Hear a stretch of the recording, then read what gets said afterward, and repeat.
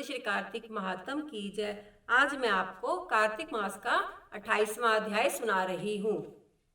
धर्मदत्त ने पूछा, हे देवराज, जय और विजय ने अपने पूर्व जन्म में ऐसा कौन सा पुण्य किया जिससे भगवान विष्णु का रूप धारण करके वह उनके द्वारपाल हुए।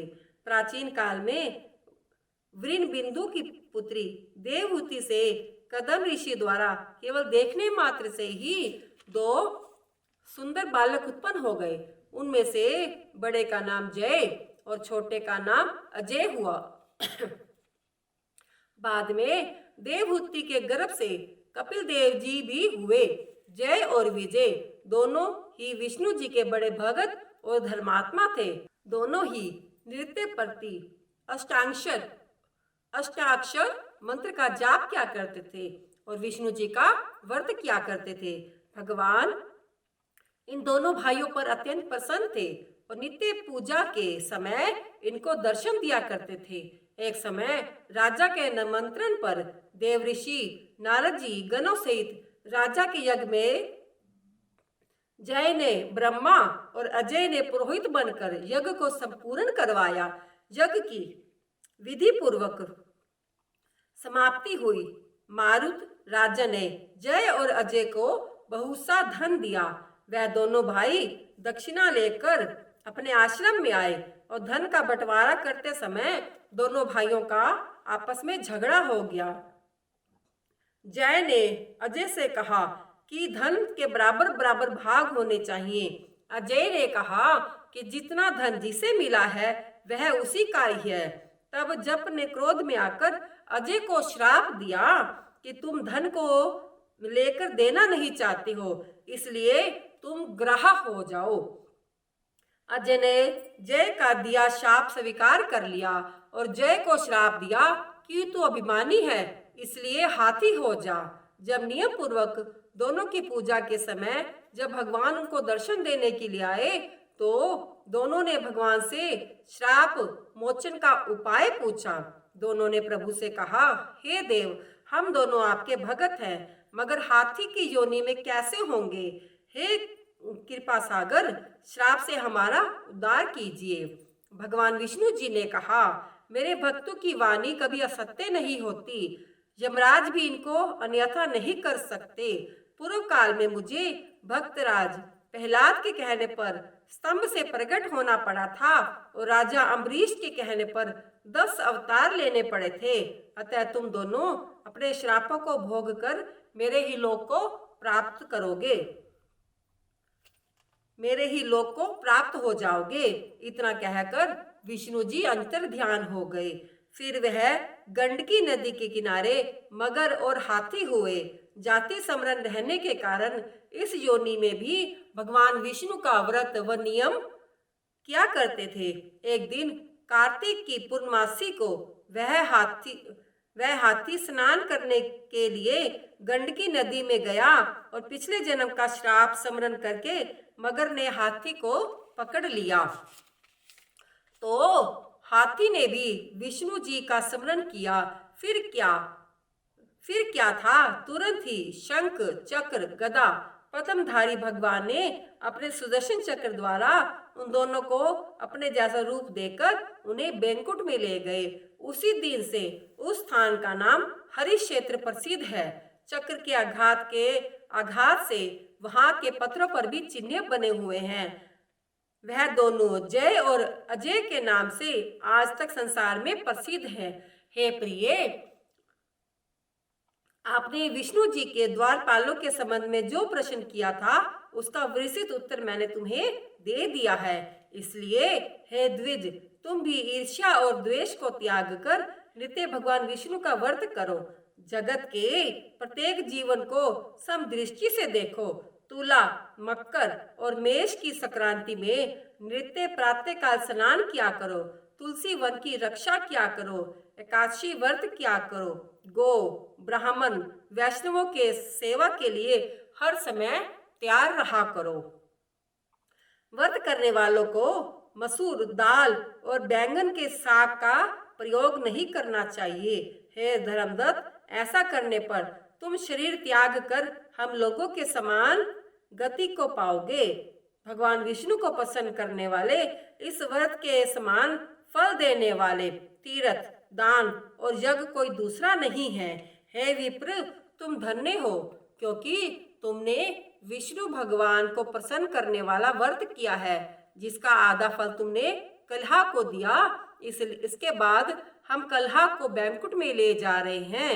तब नारद जी ने कहा, हे राजन, इस प्रकार धर्मदूत को विष्णु भक्ति का उपदेश देकर कलहा को साथ लेकर विष्णु के पार्षद बैंकुट को चले गए और धर्मदत्त भी उसके आदेश अनुसार विष्णु के व्रत में तल्लीन हो गए।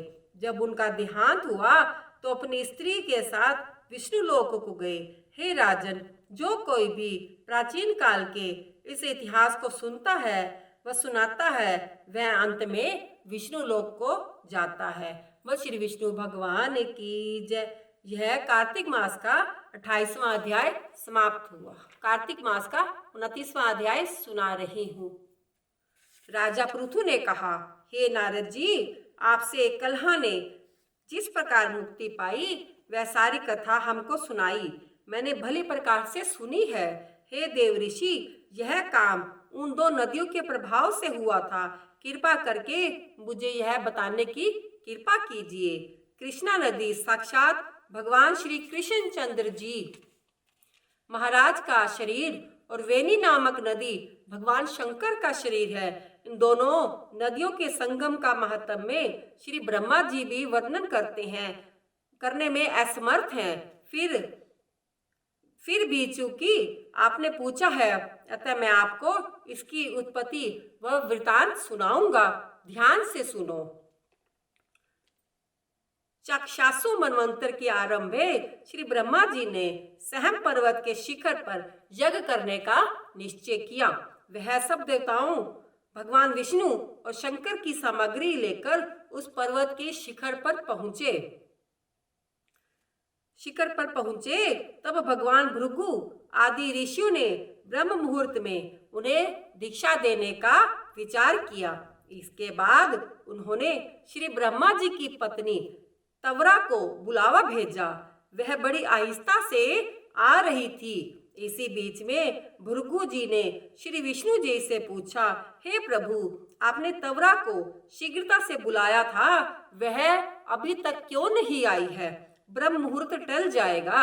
ईश्वर भगवान विष्णु ने कहा, यदि तवरा यथा समय पर नहीं आई तो आप गायत्री को ही स्त्री मानकर दीक्षा विधान कर दीजिएगा।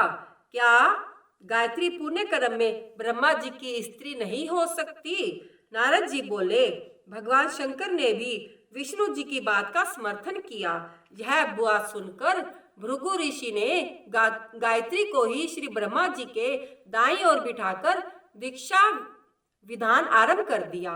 ऋषि मंडल गायत्री को दीक्षा दे ही रहे थे, इतने में तवरा भी यज्ञ मंडप में आ पहुंची। श्री ब्रह्मा जी के पास में गायत्री को देखकर ईर्ष्या से क्रोधित हो गई।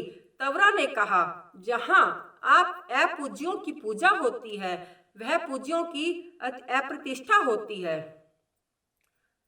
वहां पर दुर्भिक्ष, मृत्यु तथा भय तीनों अश्वमेघ हुआ करते हैं। यह गायत्री श्री ब्रह्मा जी की दाई तथा मेरे स्थान पर बैठी है। यह अदृश्य बहने वाली नदी होगी। आप लोगों ने अविचार से इसे जो मेरे स्थान पर बिठाया है, अतः आप भी सब के सब जड़ रूप नदियां हो जाओगे।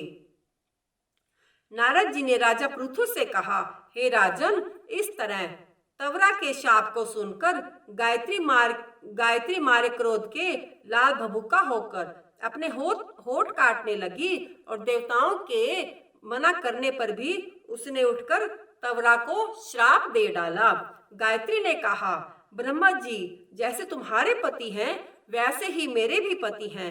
तुमने व्यर्थ ही शाप दिया है, अतः तुम भी नदी हो जाओ। नारद जी ने कहा, तब तो देवताओं में भी खलबली सी मच गई। वह तवरा को दंडवत करके कहने लगे, हे देवी, तूने जो ब्रह्मा आदि सब देवताओं को श्राप दिया है, इससे यदि हम सब जड़ रूप नदियां हो जाओगे तो फिर निश्चय ही यह तीनों लोकों में तीनों लोग न्याय के बराबर हो जाएंगे, क्योंकि यह श्राप तुमने बिना विचार से ही दिया है, अतः तुम इसे वापस ले लो। तवरा ने कहा, हे देवतागण, आपने यज्ञ के आरंभ में श्री गणेश जी का पूजन नहीं किया है, इसलिए यह विघ्न उपस्थित हुआ है। मेरा यह श्राप कभी खाली नहीं जा सकता, इसलिए आप सब अपने अंगों में जड़ीभूत होकर अश्वमेघ नदियां बन जाओ। हम दोनों सोते भी अपने अपने अंशों से पश्चिम में बहने वाली नदियां बनेंगी। नारद जी ने राजा पृथु से कहा। तवरा के यह वचन सुनकर सभी देवता, विष्णु, शंकर आदि अपने अपने अंशों से नदियां बन गए। भगवान विष्णु के अंश से कृष्णा, भगवान शंकर के अंश से वेणी तथा श्री ब्रह्मा जी के अंश से ककुदमवंती नामक नदियां उत्पन्न हो गई। सभी देवताओं ने अपने अपने अंशों को जड़ बनाकर वहीं सहम पर्वत पर फेंक दिया। फिर उन लोगों के अंश अलग अलग नदियों के रूप में बहने लगे। देवताओं के अंशों से हजारों की संख्या में पश्चिमी वाहिनी नदियां उत्पन्न हो गई। गायत्री और तवरा दोनों पश्चिमी वाहिनी नदियां होकर एक साथ बहने लगी। उन दोनों का नाम सावित्री पड़ा। श्री ब्रह्मा जी ने यज्ञ स्थल पर भगवान विष्णु और शंकर जी की स्थापना की। दोनों देवता महाबल तथा अति बल के नाम से विख्यात हुए। राजन, कृष्णा और वेणी नदी की उत्पत्ति का वर्णन जो भी मनुष्य सुनेगा उसे दर्शन और स्नान करने का फल प्राप्त होगा। तो श्री विष्णु भगवान की जय। यह 29वां अध्याय समाप्त हुआ।